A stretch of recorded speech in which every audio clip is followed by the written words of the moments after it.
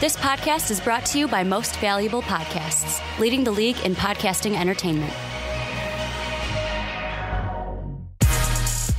Welcome, ladies and gentlemen, boys and girls, children of all ages. This is a Fast Break Podcast. I'm your host, Sean Anderson. Alongside me, as always, is Ricky Widmer. What's up, guys? And Dave Oster. Hey, everybody. And today we are going to probably our favorite episode. Outside of the mock drafts. This is probably our favorite episode of the year.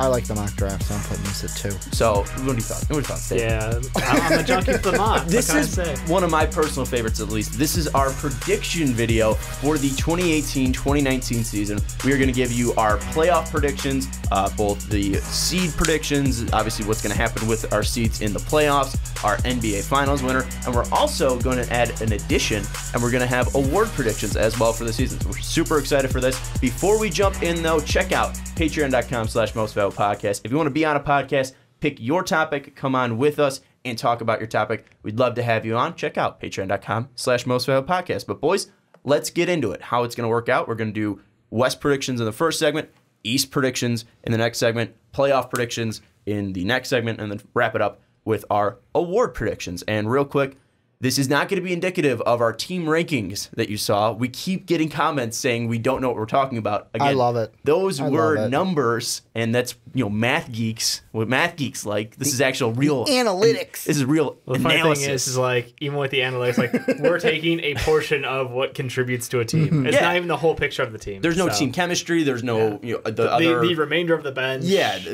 we leave out 8 players. Yeah. So I mean, Toronto gets screwed by that because their bench is so good. Really, it's the playoff rankings. Those are the best playoff teams because the rotations get shorter. Okay, kind of, not really. I mean, are you gonna take the Mavericks over the Raptors in the playoffs? No, but I mean, well, that's what our rankings said. With how we do it, I mean, with the rotation, can't argue with those numbers. Dirk is better than Serge Ibaka. Yep. All right, let's jump into it. Let's go through our predictions and let's go through the West, and we will go to Ricky first. Do you want me for the audio listeners? Because YouTube, they'll just see it. Do you want me to go 8 to 1 or 1 through 8? 1 to 8. Okay, so starting off, number 1 in the West, the Golden State Warriors. They're just going to go back and be kings of the West. I know the Rockets were number 1. Rockets will go back to number 2. Then the big one for me, the Lakers. They are the 3 seed this year. LeBron going to will them to that spot. Jazz will be at 4. Thunder will be at 5. We'll get that rematch again in the playoffs. Spurs with DeMar DeRozan will be 6. The Pelicans and AD will be at 7, and then the Nuggets will get into the playoffs this time and be the 8th seed like they should have last year. Dave, give us your 1 through 8. Sure. At the number 1 seed, I've got the Phoenix Suns. No, I'm just kidding. It's the Warriors. The number 2 seed, it's the Rockets. 3, I have the Spurs. 4, the Nuggets. 5, the Jazz. At 6, I do have the Lakers in, and 7, the Thunder. 8, the Memphis Grizzlies. Building on my hot take. Yeah, because, again, if you didn't see our hot take predictions, Dave said that the Memphis Grizzlies would be in the playoffs. Yep. And if you didn't see mine, you're about to know it now. At number 1, I had the Golden State Warriors. At 2, I had the Houston Rockets. At 3, with the top 3 finishing in MVP voting, Nikola Jokic leading the team, the Denver Nuggets at 3. At 4, the Utah Jazz. Dude, I regret that hot take so much, but I'm sticking with it. Good on you. I am rooting so hard for Nikola Jokic, it's not even funny. And when I don't see him high enough in list, I start to have panic attacks. So we have to get you a Jokic jersey this year, right? Maybe. I like their mile high ones. They're I think it's the city ones or whatever. Yeah. It's not their home or away. It's like their alternate. Yeah. Those are sweet. The blue ones with the mile high. Anyways, at 4 I have the Utah Jazz. At 5 I have the Oklahoma City Thunder. My arms are too white to pull off basketball jerseys though. You know, like my little hot dog arm sticking out. Let's get you like a small. Because this like up here, my biceps are way like just bad. We'll get you a small. White. We'll let you rock it out. You be the guy that wears a t-shirt underneath. You'll be fine. At 5, I have the Oklahoma City Thunder. At 6, I have the Los Angeles Lakers. At 7, I have the New Orleans Pelicans. And at 8, I have the San Antonio Spurs.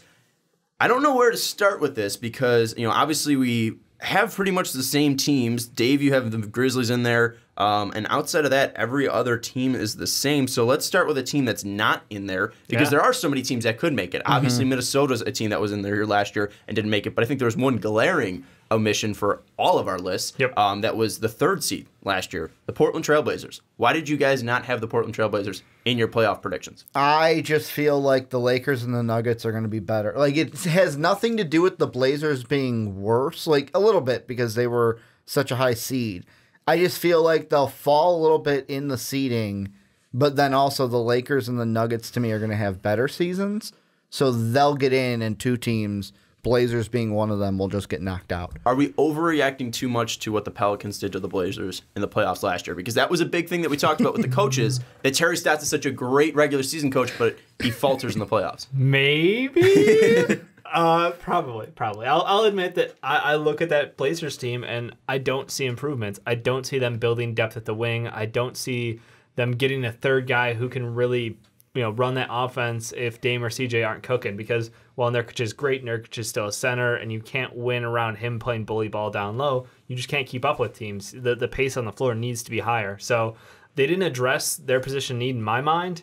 So I look at these other teams like you mentioned, either Memphis coming back healthy this year for me, the Lakers with the additional LeBron and that roster switch up, and then obviously the Nuggets going to be flying, playing at like an incredible pace this year. Yeah, you mentioned the Blazers not addressing positional needs, and obviously, they didn't really address the wing depth. But one thing that they did do was put a lot of stocks and a lot of guards. We see them draft Anthony Simmons. We see them bring in Seth Curry. They brought in Sauce Castillo as well. They put a lot of money into guards this offseason, so maybe they're trying to at least, they didn't like any of the wings out there. They like the guards, so at least when CJ and Dame aren't cooking, or when they're not on the floor, they won't lose some of that speed. But I don't see it as well. But for those couple minutes, in the playoffs, look at the minutes played for Dame and CJ. Like, it's not like they're riding the bench for large chunks. It's very concerning when I know Al-Farouq Amino is a good player, and I know that he's a serviceable defender, and on offense, he can pop off once a month.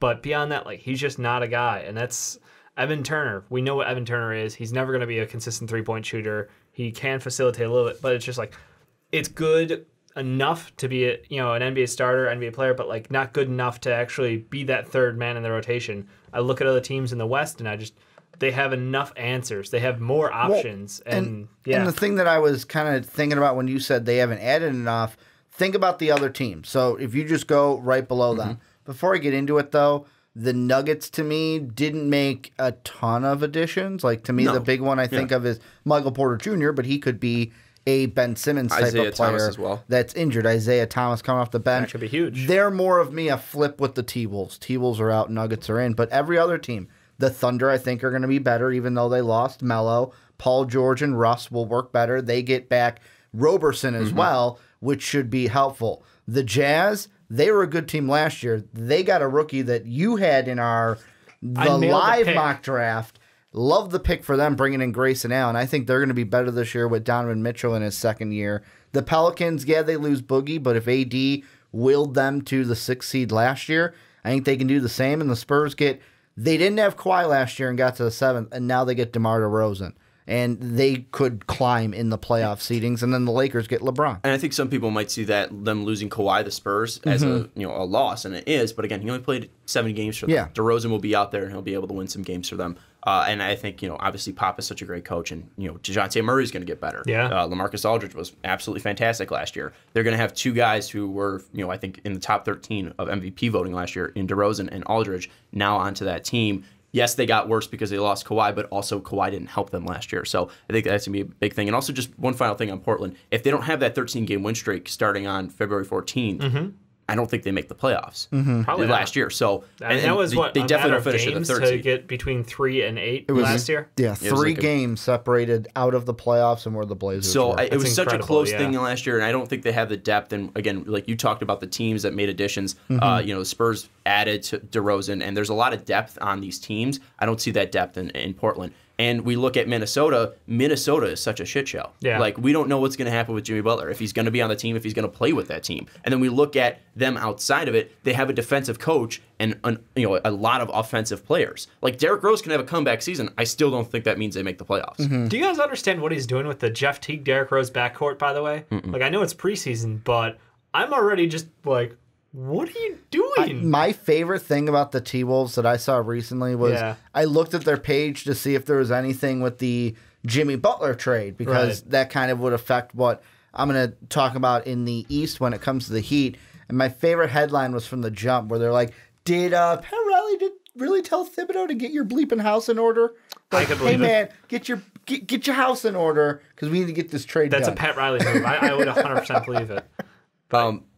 And with Minnesota, they barely made the playoffs last year, and we don't know what's going to happen. They needed the last game. It was Jimmy Butler willing them in. I mean, the thing this year is if he doesn't play, I don't think.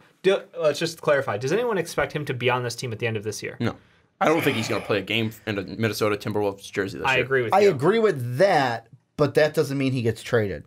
So he's not going to contribute at all to I this could team. see which means I could see Thibodeau and them saying, no, we don't want to trade him, and him saying, well, I ain't going to play for you. Well, but that's when he gets fired from his job, and they force a trade. The owner's going to trade Jimmy Butler no matter what. They're not going to let him sit for... till a week into the regular season with him on the team. That doesn't mean... I agree with you, but that doesn't mean he gets traded for sure. It's not like a 1v1 reaction. I don't think there's any way that he plays a game, and I don't think there's any way he doesn't get traded. Yeah, so I mean... He's gone. If we're taking Jimmy off of that Timberwolves team, then you're left with, obviously, Wiggins and Cat, and obviously we saw a lot out of Wiggins last year, ups and downs. Can he take over a game? Maybe. I mean, maybe Tibbs will give him the Jimmy Butler treatment and put him out there for 40-plus minutes a night and just tell him, 44 minutes, do you. And, let's just see how this works. But I just don't know that team has enough answers. They're so mixed with their attitudes. The locker room's a shit show. Is, Derrick Rose going to become a leader on the team again at this point in his career? Well, and again, we look at the Timberwolves last year, and they barely squeaked out the Nuggets, and both teams were great offensively and not that great defensively. Now you're taking off the best defensive player on the team in Jimmy Butler, and arguably the best offensive player last year as well. I mean, he was a leader offensively. I know Cat's numbers were ridiculous, but Jimmy Butler was so efficient. So when he needed him. So it's like you can't even use the guy who's technically your second best player. So I mean, Jimmy Butler was so consistent. I don't know if Cat can have that consistency if he sees an increase. I just don't trust the Minnesota Timberwolves at all. Outside of any of the other teams, because obviously you have Memphis, and we'll talk more about the teams that we do have in there. Any teams outside of the playoffs that you think have a shot outside of Minnesota, who were in last year, and Portland who were in last year? Before I give my team, the one thing I wanted to add about Karl Anthony Towns, too, was the shots thing. If you look at game 1 in the playoffs, he played 40 minutes that first game, but only had 9 shots. Went 3 of 9 in that one. But to answer your question, I'm going to say the Mavericks. They're going to be my big dark horse this year because of the additions that they made, not only getting DeAndre Jordan this offseason. Luka Doncic is the huge question mark for me. Throughout the entire draft process, you either loved or hated Luka. Either loved him or you hated him. And for me, it can be one of two sides with him. Either he comes in and he's just okay, or there could be the other side where he comes in, Rookie of the Year, and helps this team maybe get to a playoff spot. They would be a team I'd put the dark horse sticker on. How is he a question mark? He's the player we've seen the most tape out of anyone before hitting the NBA. He's played against professional athletes for the last couple of years. How is that a question? You know what he's going to do. I don't know exactly. I don't know if he's going to be Rookie of the Year Luka or if he's just going to be... I don't think he'll be bust Luka, but he could be a okay Luka or Rookie of the Year Luka. That's my question mark. We'll talk about what I think of him, but I mean, some people will bring up, his first shot in the preseason that was absolutely insane. He comes in on the left side, just tosses a floater off the glass, and you're like, oh my God, this is why the Hawks fucked up. And then you can also see he grabs a spectacular rebound off of Ben Simmons' missed free throw, and then he comes up on the left side, and Simmons stops him. He just put the clamps on. So, I mean, some people might point at it as all right, he doesn't have that athleticism to beat next level guys, but also you're going to see my thoughts on Ben Simmons later, and you're going to see my thoughts on Luka Doncic later on why I think that's not true. I like the Mavericks. I just don't think they have enough consistent talent because, DeAndre Jordan's great, but DeAndre Jordan's not going to be a guy that's going to put up 30 points ever. He's not going to be a guy that's going to be consistent go-to scorer. Remember, we've seen chunks of time where he's the go-to guy and he's putting up 22 and 18 on a nightly basis for he did that for a month, didn't he? Is that a playoff team though? Okay. That's what I'm trying to say. Harrison Barnes is probably the most underrated wing in the NBA right now. You go so back and forth on Harrison Barnes. He's a bust. He can't hit the side of a barn to underrated wings. Harrison Barnes. No, I'm just saying looking at that team, Barnes, I don't think he's a consistent go-to scorer. He's good, but I don't think he's a number one on a team. No. You look at DeAndre Jordan, he's not a number one on the team. You look at Dirk, he's too old to consistently contribute. And we look at Dennis Smith Jr., that's a lot to ask for a guy who was not efficient last year. And yes, he's going to have more weapons to take pressure off of him. And obviously having Luka next to him is going to help. But I just don't know if they have enough star power to put them in the playoffs. You look at how close it was last year. to get into the playoffs, you needed star power. Minnesota had Jimmy. San Antonio had LaMarcus. New Orleans had Boogie and AD, but mostly AD. Yep. Utah had a spectacular team, and some people can even say Donovan Mitchell. I mean, he was star-worthy. I mean, the kid blew up. I mean, we all know Gobert's a contribution, but, like, Donovan Mitchell was the face of the team. OKC had Russ. Portland had Dame. Golden State, duh. And Houston had, James Harden and Chris Paul. So, I mean, you needed a star to make the playoffs last year, and I don't think there is a star on this Dallas team to at least confidently put them in the playoffs. I think Dark that horse, this but I don't think so. At their ceiling to me is the Nuggets of last year. Like, their absolute ceiling is, oh my God, their last game of the playoff, they need to beat this team to get in, and then they lose and they're out by one. I just think that's a lot to ask for. Because, I mean, you look at the Nuggets players team, being too young. and besides maybe Jokic, is there a star on that team? They've got really Jamal good players Murray on that looks team. like he could be. Yeah. Like, but he's not yet, though. He shoots fucking fire. Like, I'm so excited. I love the Nuggets too much to talk bad about them. I think the Mavs are a good pick. I like their mix of youth and veterans on that team. But yeah, Dennis Smith Jr., I just don't know that he can be consistent. Like, he's so explosive, he's so passionate, and when he gets going, he looks like a fucking monster. But at the same time, like, I need to see this team play out before I'm ready to put them in, like, the 9th seed even. Like, I know we're talking, like, close to playoffs, but probably not going to. I'm just going to take the safe out and say that, like, I think the Clippers are a weird team. Like, they've got really good wings with Danilo Gallinari and Toby. And obviously, if Danilo stays healthy, has been his biggest thing. But, like, dude can still shoot it lights out. Yeah. He's a little slower, but I think he still can contribute at a pretty good level. They've got one of the best rookies, in my mind, taking in some points with Shai Gilgeous-Alexander. He's going to be big guard. He can do a little bit of everything. They've got good depth at guard, like monster depth at guard, let's just be honest. And I like their mix. I like their coach. I think that everything kind of can work together for them. It's a team that I just don't know where they're going to be come mid-year, right around that trade deadline, because they could be sellers, they could be buyers. Like, they could have Jimmy Butler on the team already. It's the West effect. Like, I can't pin them down yet. And that's why I look at, those two teams that you mentioned. Obviously, Ricky, throwing out the Mavericks, you throwing out the Clippers. Those are the only two teams that, outside of Portland, Blazers, Memphis, Portland, Memphis, for me, missing the playoffs. Yeah. Portland, Memphis, Minnesota, the Clippers, and the Mavericks. Those are the only other teams that, outside of my playoffs, that could make it in. I don't think that the Kings have enough. So we're really just eliminating the Kings and the Suns. Those are like the two for sure. Yeah, like, you're not in the playoffs. You have no chance. And I think, honestly, if we're talking about the teams that we already talked about too, Minnesota's probably the lowest on that team too, with what's going on with that team. I don't like Tom Thibodeau as the coach, especially with the players he has right now. Yeah. I don't think he gels well with Cat and Wiggins. And, I'm not too high on Memphis as well, but I can see the argument. But I think if I'm saying a team from my playoffs that isn't making it, I'd go like Portland. I'd go probably Clippers, and then I'd probably throw the Mavericks in there. But again, the biggest thing outside of Portland, those teams really don't have a star to take over a game. And the only team that would be is Minnesota, but again, I don't think Cat's ready enough to lead a team to the playoffs. So, but let's talk about the teams that actually are in there, and especially the Lakers, because now LeBron's coming from the East to the West. Yeah. How is he going to do in the Western Conference? I think we have varying degrees of his success levels. You have them going at least to the top 3 seed, and you have them at 6 as well as I do. I just had no idea where to put them when I was doing these rankings. So I had them as high as 3, and I had them as low as 8. I don't know where to put them. Well, for me, it became a math equation where it was when LeBron came to, I was like, all right, how many wins can LeBron add alone? Yeah. And a fair number that I've seen consensus from the comment section, I'm like, yeah, I could see that, is 15. Okay. And if you add 15 to what this team was last year, that's about 50 wins. That's the 3rd seed last year.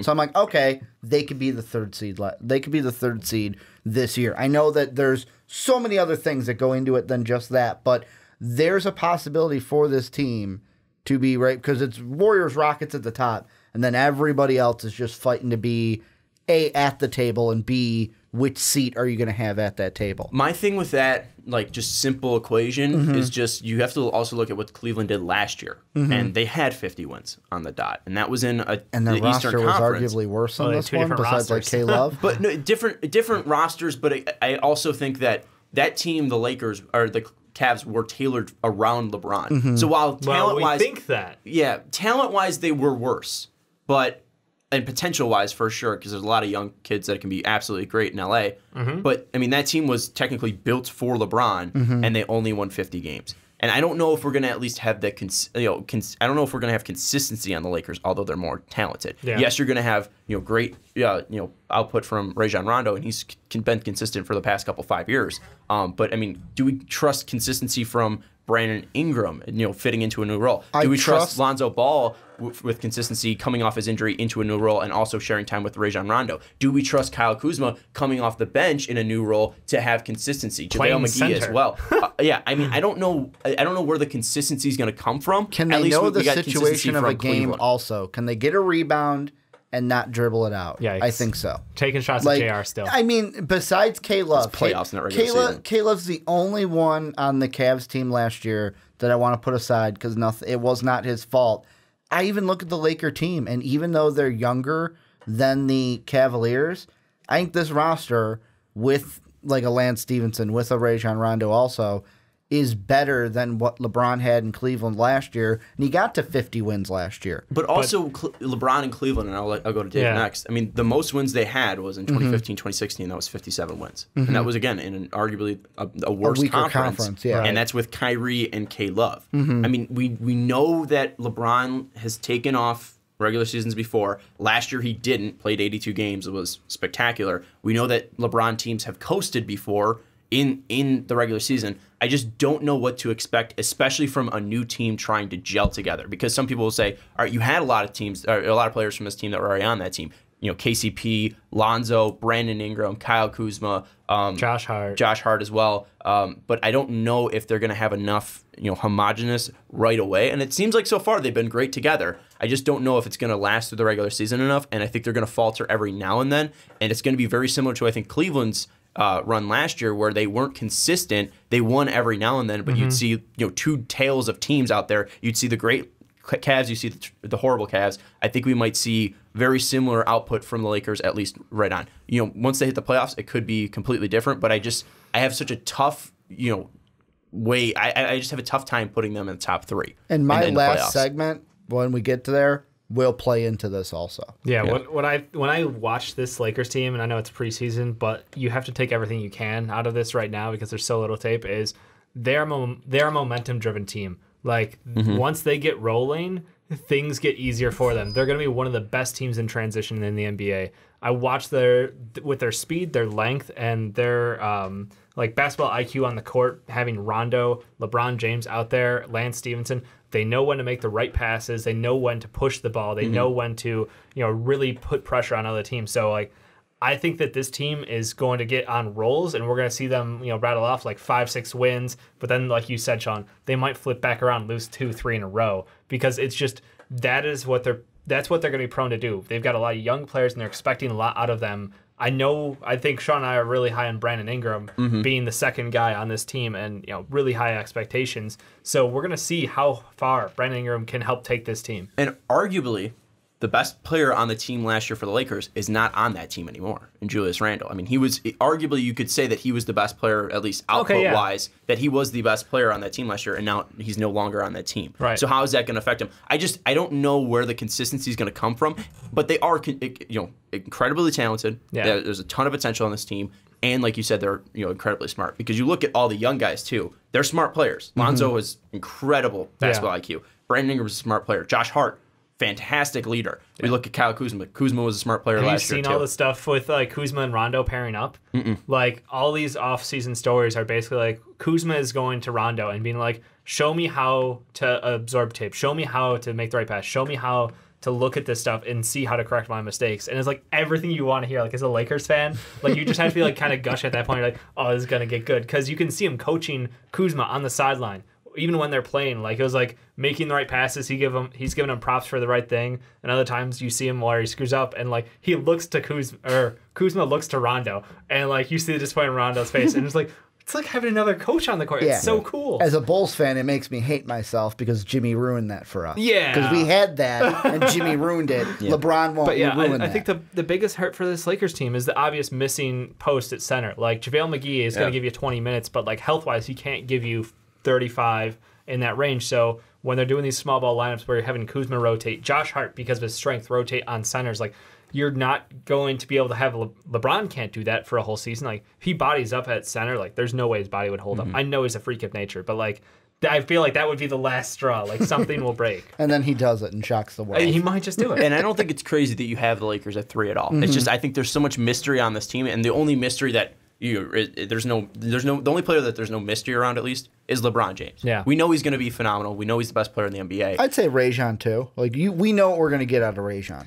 But well, no, because there's still that, like, could he Mavs this situation? But I don't think he's going to Mavs it. But I think, I think there's also the question mark of, what if he's just playoff Rondo the whole time?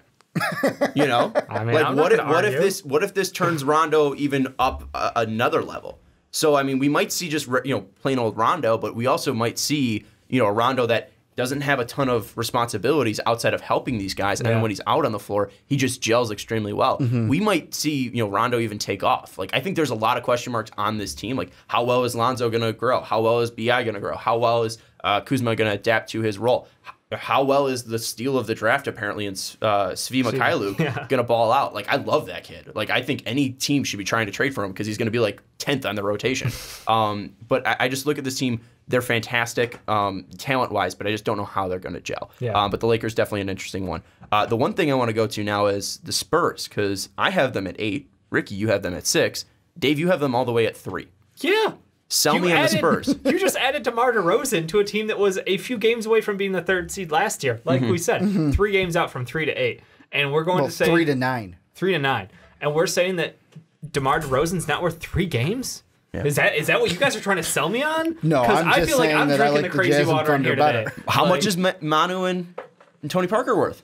Manu's minutes went down as the season went on. Tony Parker, same thing. Leadership-wise. Leadership does matter, but you still have the main guy is still Pop. Like, I think he holds the ship steady. I think that having someone like DeJounte Murray who's grown in the system year after year, now he's, there's confidence in him. He's got that mid-range floater. Like, if he gets a shot, they're in trouble. Other teams are in trouble. You've got Rudy Gay, who's been there for a year now. Like, I think he feels more confident in him and himself coming off that injury. It's like everything around this team means to me that it's going to be better than last year. I don't see how this team falters and goes back a step. I think the biggest argument for that is where the hell is the shooting going to come from on this team? Because your 2 best players were Mid-range, deadly baby. in the mid-range. You have Paul Gasol in there who's going to clog the lane as well. Although he's a decent 3-point shooter. He's their best 3-point shooter. That's not a good thing. He led the league in 3-point shooting at some point in time. Like, in the last 2 years, he actually was for a stretch like the best shooter in the league. I don't know about that. Yeah, I look Was it it up. like after 3 games? I mean, No, it was technically like- also the Magic were the best 3-point shooting team for Which was 2 weeks awesome, last year. and that was for real. Like, I think there's so many question marks on what the Yeah. Spurs can do. Again, logically it makes sense. They added a player in DeMar DeRozan who's fantastic. Top 15 player in the league. You add a Or top talent, they 20. should get better. Yep. Like logically it makes sense, but I just don't know. Again, with this team, And, like, how's it all do you have going any to faith work in out? Lonnie Walker coming Well- on that well, team he just too? got I was injured. going to ask you that because he's Yeah. going to be out 6 to 8, which Right. puts him November 17th to Yeah. December 1st. How is that going to affect their season? I didn't It's expect not. him to have a huge role Yeah, I right think- away, anyways. Just Yeah. because But I mean, typically we just see them. bench depth. Just at all. I know he's a rookie coming out, and it's It's early just in another the year. wing. I expect him to kind of play along the same line as DeJounte, where you'll see him his rookie year for, between 10 and 12 minutes a game probably. Yeah. And he'll have a great role, but Pop will keep him confined. I don't see him gain like the green light with the second unit really. So that was never my expectation of him. I look at the Spurs and it's just tough with how much veteran leadership they did lose, and true. obviously they No, still have you have a valid LaMarcus. point. They still have Paul Gasol. They added DeMar, who is a fantastic leader, Yeah. and a veteran as well. I don't think they're going to have immaturity issues, but No. I just wonder how you take off the gel of that team, and now officially the old Spurs are dead. I mean, Yep. Duncan's retired, Manu's retired, Tony Parker's in Charlotte, Kawhi is gone. Like there is That no Charlotte thing's so like, weird. I don't think any player from that 2014 team is on this team anymore. Patty Mills, I think, is the only Patty one. Mills, yeah. Outside of that, I don't think there's anybody else. You even lose Kyle Anderson. I think there's a lot of turnover, and it's my same problem with the Lakers. You have a lot of turnover on that roster. I think it's going to be a negative effect rather than a positive effect when it comes to the regular season. But if any team can transition players in and out of a system, it's the Spurs. They just keep on chugging. They keep on winning. That's all they do. Mm-hmm. I think it's tough to figure out what's going to happen with this team. Obviously, the Warriors are number one. I don't think anyone's shocked by that. Rockets are number two. We don't really need to explain those thoughts. Melo not going to come in and blow their system up or make them better than the Warriors. Like it's a null effect, pretty much. Well, I mean, the thing I was going to ask is, did you guys have the Warriors at one because of that, or also because last year it kind of felt the Rockets were like, yeah, you know what, we got to top the Warriors. This is the year we beat them. And now this year, they might not have. They still want to beat the Warriors, but it might not be as intensified as it was last year. I mean, they were blowing kids out left and right. I don't think this is going to be an intensity. Blowing kids out left and right. What? Phrasing. Are we not doing phrasing Blowing anymore? kids out left and right. Phrasing. But I'd like to say that they are a team that when we watched their big three together, they had like 3 losses when all 3 of them were on the court for more than like 5 minutes. Yeah, Capella, CP3, and Hart you're talking about. It was insane. So I think that this team is it's built correctly, and we're going to watch freaking Michael Carter-Williams have the comeback year. Brandon Knight, too. Brandon Knight, when he gets healthy, same thing. Like the only man they can't save is Marquise Chris because literally box of fucking rocks. Like that's his basketball IQ. Outside of that, this team is going to be awesome. And I think they're still going to be number 2. I think they still have an equal chance to be the number 1 because it's the same thing as, are the Warriors going to be engaged all year? That's the thing is like, question. But also you can answer the question of who's more talented. And it's the Warriors. It's not even close. Yeah. And that's why we all have the Warriors have 5 number All-Stars. Like starting. Like we'll get to the playoffs when it comes, but none of us hesitated at all to make the finals predictions that we did, and there is a clear reason why Golden State is the most talented team in the NBA. It's not even close. Look at our rankings. I think they won by 30 points between the first team and second team. They have 5 All-Stars. They have one of the top 3 coaches. They have a fantastic first 2 off their bench. I think this team is going to be, obviously the best team on paper. Yep. It's just, will they be able to come out and do it every night? Will they be motivated to? Because clearly they know they're the best team in the NBA. How many games is Andre Iguodala going to coach this year? That's my question. Because just circle every Suns game, every freaking Kings game, and then like what else? I mean, Eastern Conference too. Yeah, literally the entire Eastern Conference. just let him coach. The thing that I just thought of in my head, and this is only because before the podcast I read this comment on our onside kick video about the Bears. One of the Bears fans put 4-0 and put an asterisk by it because that Packer game should have been a win. Yeah, Warriors are the same thing. Like we could be saying 4-time defending champion just with an asterisk because of that year that they lost. Like, yeah, they lost it, but they were really close to winning that one and being a 4-time really champion. Close doesn't no, I know. Well, I know. Then we should go. But and that's how good they are. But then we should go and amend last year's finals and say that it was actually a 4-1 series loss because the Cavs should have won game 1 because of J.R. Smith. I just looking at the West. Obviously, it's going to be tight because there's so much talent. I think there's going to be a clear discrepancy between 1, 2, and then 3 through 8. And obviously, those teams can flip. Those teams can switch up and down. I don't think the Nuggets are the 3rd best team in the West. I just think that it ends up, they were great at home last year. They're going to grow offensively. I think they're going to get better defensively. And I think a big thing of winning as many games as you can in the regular season is about doing one thing well and being pretty much unstoppable at that one thing. The Jazz showed it last year. They were unstoppable defensively, and that's why they were the 4th seed last year. I think the Nuggets are going to be that, but on offense this year, and I think that's going to be the reason why this team, at least in the regular season, shows out and does what they do. Because you look at the Lakers at 6, what's the one thing they're going to do consistently? They're going to have LeBron James. So they're going to be in every single game. What's the one thing they're going to do? They're going to have LeBron James. Yeah, well, I mean, he's not going to He's not going to be hurt. They're going to have LeBron James. He's not going to be hurt. I don't know how they're going to work, offensively, what their scheme's going to be like. I don't know what they're hurt. I don't need to do that because he hasn't been hurt in my whole lifetime. I will because of how much I'm buying on the Lakers and banking on. That's a knocking. But, with the Jazz, I know they're going to be good defensively, but also I think they're going to take a step back offensively. I think they're on such a high with Gobert coming back. I don't think that Donovan Mitchell is going to be at the same level he was last year, and I don't know outside of Don Mitch who they're going to be going Joe towards. Ingles. Joe Ingles is not a number 2 option. Joe Ingles is one of the best wings out there. Okay. He's a top 10 wing. We decided. Or top 10, small forward. Let me ask you this question. If Joe Ingles is their second option, I will ask you, who's the worst second option in the NBA? It's Joe Ingles. I disagree. Maybe the Nets will give you a run for their money, like but Ingles is definitely bot 5. What? He's like a souped-up Rocco. No. And Rocco isn't even the second option. He's like the fifth. No, he's not. I'm just He's like the sixth option. No, he is, because Ben, Joe, I know, JJ, Dario, and then Fultz, yeah. Jonah Bolden. No, TJ McConnell, the goat. So he's like 8th. I know. I like him. I just look at the Jazz. I don't think obviously defense is going to be consistent with them, but I think they're going to take a step back offensively. The Thunder defense is going to be phenomenal, but we don't know the consistency levels we're going to get from Paul George and Russ on offensive output each and every night. And what is their bench going to be like? I think that's going to be a shaky thing. Have like a fifth star? Because I've been hearing rumors like Terrence Ferguson because he's healthy, and that scares me. Well, no. Jeremy Grant, they re-signed him. That's who we had, but like Billy Donovan was talking about, like I think it was a comment that like he earned the right, and like everybody in the comments was just like, because he's the only one who's healthy right now. Depth is a concern on that team. And Ferguson's a guy who is extremely young, extremely athletic. Out, but like he was so raw, and I don't know that he's gotten on the right team to develop his skills. So we'll have to see. But also, that one game last year, we put up like 24 points into that disgusting dunk. I know. I mean, he's shown there's a all flash. the hope right there. And then with the Pelicans, again, they're kind of like the Laker thing is they have the pieces around AD, and the thing that's going to be consistent with them is AD. So, I don't think they're going to have enough talent to win games. They lost Rajon Rondo, though, and that's and Boogie. I know Boogie didn't play in the playoffs, but that's half the regular season of Boogie and then a full season of Rondo, and you're replacing that with Elfrid Payton.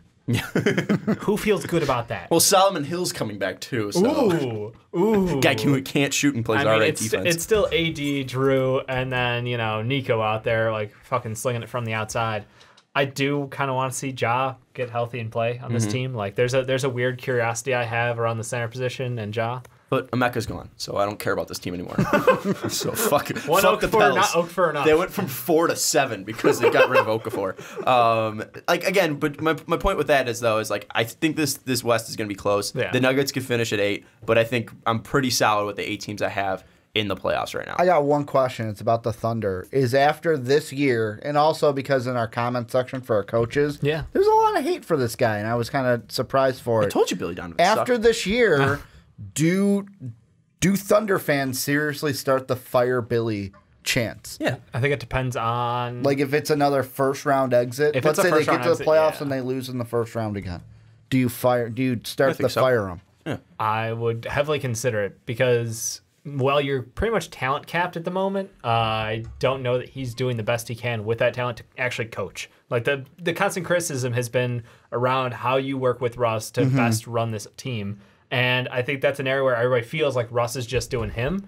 And how much is Billy actually contributing as far as offensive schemes and ensuring that the right lineup is out there at the right time? Because they really struggled just from losing Roberson last year, and they couldn't fill that hole on that starting lineup the whole season. He reminds me very much of what Lovie Smith was to the Bears. Because you look at Billy Donovan, when have you ever seen Billy Donovan upset? You know, he's just kind of very there. It's like Lovey got fired on a 10-win season. Well, yeah, no, but what I'm just saying is so it wasn't like they were bad. Well, no, but I think my point was you can have seasons where you're consistently good, like the Bears were, but the talent, you expect to be better than what you are, and I think that this is going to be similar to what Lovie Smith went through because fans look at him and it's like, all right, what are you doing? Because your defense isn't working as much as it was.